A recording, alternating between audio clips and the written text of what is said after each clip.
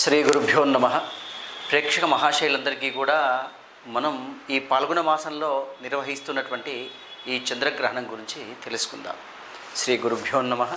మహాగణాధిపతగే నమ. గురుర్బ్రహ్మ గురుర్విష్ణు గురుర్దేవో మహేశ్వర, గురు సాక్షాత్ పరబ్రహ్మ తస్మై శ్రీ గురవే నమ. ఈ విశ్వావసునామ సంవత్సరంలో ఫాల్గుణ మాసము ఇందువాసరే అంటే శుభవారము, తదనంతరము భౌమవాసరే మంగళవారం నాడు ఈ యొక్క చంద్రగ్రహణం అనేటువంటిది ప్రారంభమవుతుంది.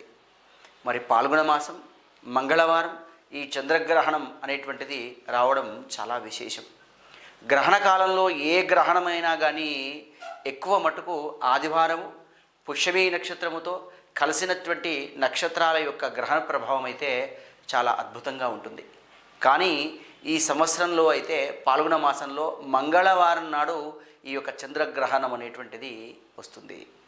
మరి ఈ చంద్రగ్రహణం రావడం వల్ల ఎలాంటి ఇబ్బందులు ఎదుర్కొంటాము, మరి చంద్రగ్రహణం ఎన్ని గంటలకు వస్తుంది, దానితో పాటుగా కూడా మన భారతదేశంలో మరి మిగతా దేశాల్లో ఎటువంటి ప్రభావం చూపబోతుంది, దీని గురించి మనం తెలుసుకుందాం.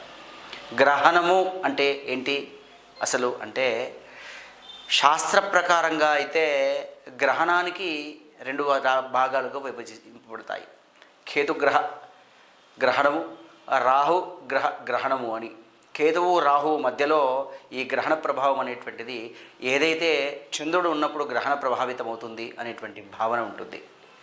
మరి ఈ శాస్త్ర ప్రకారమే కాకుండా సైన్స్ ప్రకారంగా ఆలోచన చేసినట్టయితే భూమి, చంద్రుడు, సూర్యుడు ఒకటే కక్ష మీద వచ్చినప్పుడు ఏదైతే ఈ గ్రహము చంద్రగ్రహణము మధ్యలో ఉన్నటువంటి భాగంలో ఉద్భవించినప్పుడు ఆ గ్రహణము ఏర్పడుతుందనేటువంటి దాన్ని కూడా చంద్రగ్రహణం అని పిలవచ్చు.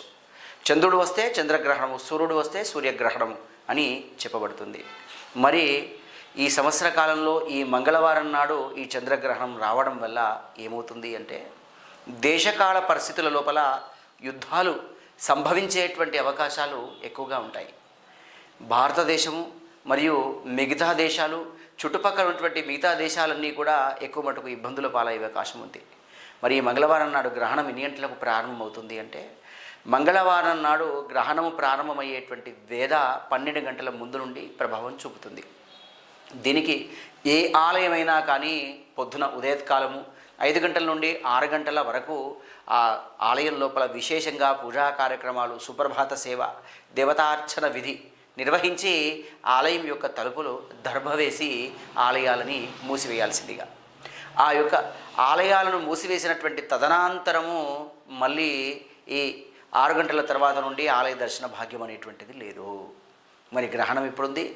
గ్రహణం అనేటువంటిది 3 గంటల 20 నిమిషాలకు గ్రహణము ప్రారంభమవుతుంది. 4 గంటల 43 నిమిషాలకు మధ్యకాలం అవుతుంది. 6 గంటల 53 నిమిషాలకు గ్రహణము పూర్తిగా విడవబడుతుంది. మరి ఈ గ్రహణము చంద్రగ్రహణము ఈ సంవత్సర కాలంలో పాల్గొన మాసంలో మంగళవారం నాడు రావడం వల్ల ఎక్కువ మటుకు రోగాలు, దానితో పాటుగా మానసికమైనటువంటి బాధ, యుద్ధ వాతావరణము, అనారోగ్య పీడ ఎక్కువగా ఉద్భవించనుంది. గర్భావతులైతే చక్కగా వాళ్ళు సాయంకాల సమయం అంటే ఒక 5 గంటల నుండి కూడా 5:53 నిమిషాల నుండి తమ పనులన్నీ కూడా పూర్తి చేసుకొని గ్రహణము మధ్యకాలము పట్టు వెడుపు కాలం యొక్క స్నానము చేసుకొని వారు ఎట్లయినా కానీ వారి పనులలో వారు ఉండకుండా గ్రహణ కాలంలో తగు నిర్ణయాలు జాగ్రత్త పడాలి. మరి ఈ గ్రహణం ఎప్పటి నుండి అంటే 3 గంటల నుండి 7 గంటల వరకైతే తగు జాగ్రత్త తీసుకుంటే బాగుంటుంది. బాగా ఇబ్బంది అనిపిస్తే 6 గంటల నుండి 7 గంటల వరకు సరి అయినటువంటి జాగ్రత్త తీసుకుంటే సరిపోతుంది. మరి భోజనం కానీ అబ్ధికాలు కానీ ఎప్పుడు నిర్వహించుకోవచ్చు అంటే, ఆరోగ్యవంతులు ఉన్నటువంటి వాళ్ళైతే ఉదయం 10 గంటల వరకు భోజనం చేయొచ్చు. గర్భవతులు కానీ, వృద్ధులు కానీ, చిన్నపిల్లలు కానీ తినేటువంటి వాళ్ళు ఉన్నా కూడా 10 గంటల 30, 10 గంటల 50 నిమిషాల వరకు కూడా వారు భోజన కార్యక్రమాల యొక్క క్రతువులు నిర్వర్తించుకోవచ్చు. తర్వాత భోజన కార్యక్రమం అనేటువంటిది ఉండదు. మరి తదనంతరం అయితే సాయంకాలం 7 గంటల తర్వాత అంటే 6:53 నిమిషాలకు గ్రహణం విడుపు ఉంది.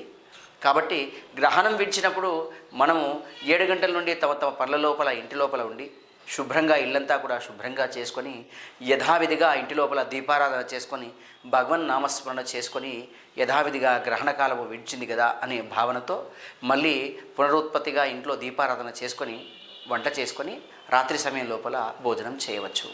మరి చంద్రగ్రహణం అత్యంత ప్రభావితమైనటువంటిది. మళ్ళీ పాల్గొన మాసంలో చివరగా వచ్చినటువంటి గ్రహణము కాబట్టి అందరూ కూడా ఈ గ్రహణ వేళ ఆ యొక్క ఏదైతే గ్రహణ వేదకు గురి అవుతున్నటువంటి చంద్రుణ్ణి రాహు కేతు యొక్క ప్రభావాల వల్ల కాబట్టి తమ ఇష్టదైవాన్ని తలుచుకొని ఇష్టదైవం యొక్క స్మరణ జపము చేసుకోవడం చాలా మంచిది. పట్టు స్నానము ఎవరైతే స్నానం చేయాలనుకునేటువంటి వాళ్ళు ఉంటారో వాళ్ళు 3 గంటల 33 నిమిషాల వరకు పట్టు స్నానం చేయవచ్చు. 6 గంటల 53 నిమిషాల తర్వాత విడుపు స్నానం చేయవచ్చు. ఈ మధ్యకాలంలో కూర్చుండి జపాలు తపము నిర్వర్తించుకోవచ్చు. ఈ గ్రహణ కాలంలో నిర్వర్తించుకునేటువంటి జాగ్రత్తలు చెప్పబడ్డాయి. కాబట్టి ప్రతి ఒక్కరు కూడా గ్రహణ నియమాలను పాటిస్తూ ఇది కరెక్ట్గా మన భారతదేశంలో కనబడుతున్నటువంటి గ్రహణం మనకు అనుకూలమైనటువంటి గ్రహణం కాబట్టి మీరందరూ కూడా ఈ గ్రహణ పర్వంలో సరైన నిర్ణయం తీసుకొని జాగ్రత్త పడవలసిందిగా కోరుతూ, ఈ గ్రహణం అనేటువంటిది సింహరాశికి సంబంధించినటువంటిది. పుబ్బ మఘ ఈ 2 నక్షత్రాలకైతే ఎక్కువ మట్టుకు ప్రభావం చూపిస్తుంది. కాబట్టి పుబ్బా నక్షత్రము మఘా నక్షత్రము సింహరాశి వారు మాత్రం ఈ జాతకంలో ఉన్నటువంటి వాళ్ళు మాత్రం చంద్రగ్రహణాన్ని నేరుగా చూడరాదు. దాని చంద్రగ్రహణం అయినటువంటి తదనంతరము వారు ఆ గ్రహణ కర్వానికి సంబంధించినటువంటి దగ్గరలో ఉన్నటువంటి అర్చకులని సంప్రదింపు చేసి ఆ గ్రహణ కాలానికి సంబంధించినటువంటి దానం ఇస్తే ఆ సింహరాశి వారికి బాగుంటుంది. కాబట్టి గ్రహణ కాలంలో దానం చేసేటువంటి విధానం సింహరాశి వారికి గ్రహణం యొక్క ప్రభావం ఉంటుంది. కాబట్టి వారు తదుపరి దినం లేదు అనుకుంటే రాత్రి 7 గంటల తర్వాత అయినా కానీ ఈ యొక్క చంద్రగ్రహం అనేటువంటిది బియ్యము జొన్నలు ఈ రెండింటినీ కూడా తీసుకోవచ్చు. అట్లాగే ఉలువలు కాస్తండి మినుములు, ఒక రాగి పాత్ర లోపల చంద్రుని యొక్క ప్రతిబింబము, వెండితో చేయించినటువంటి ప్రతిబింబము, చిన్నని సర్పము, నెయ్యి పోసి ఆ నెయ్యి వరకు కూడా రాగి పాత్రలో ఆ నెయ్యి ముంచేటట్టుగా ఉండి దానితో పాటుగా ఈ బియ్యము లేదా జొన్నలు దానితో పాటుగా కూడా ఈ కాస్తంత ఉలువలు మినుములు పట్టి ఇవన్నీ కూడా వస్త్రపూర్వకంగా యథాశక్తిగా కూడా మీరు పురోహితులకు కానీ గురువులకు కానీ దానం ఇవ్వవచ్చు.